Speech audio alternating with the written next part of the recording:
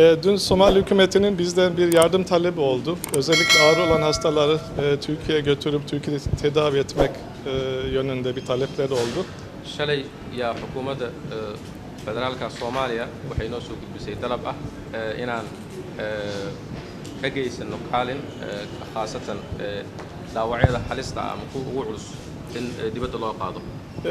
Hükümetimiz de dün hızlı bir şekilde buraya büyük bir askeri kargo uçağı gönderdi. Xukuumaddeenana waxay si degdeg ah u soo dirtay diyaarad ciidan.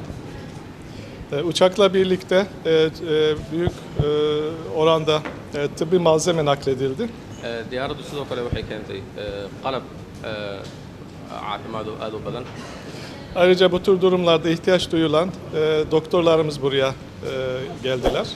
Sidoo kale waxaa la socday dhakhaatiir. Bir de ulusal medikal kurtarma ekibinden büyük bir ekip şu anda burada. Waxaa kaloo la socday sidoo kale koox caafimaad oo ka socda Turkiga. Dün gece sabaha kadar da ülkemize götürülecek hastalarla ilgili çalışma yaptık. Xalay ilaa waaguu ka baryo waxaa ka shaqaynaynay ama aan ka wada shaqaynaynay sidii loo diyaarin lahaa dhaawacyada loo qaadayo Turkiga.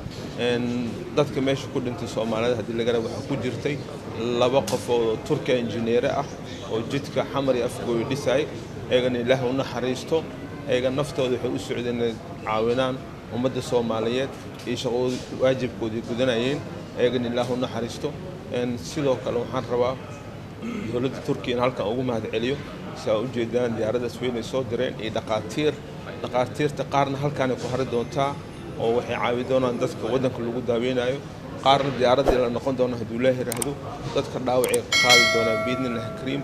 Marka waxaan rabaa sidoo kale halkan inoogu faa'iideysto saxaafadda oo mar walba garab taagan ummadda Soomaaliyeed dacwooyinka u tabiyo waana mahadsantahay hadduu Ilaahay yiraahdo.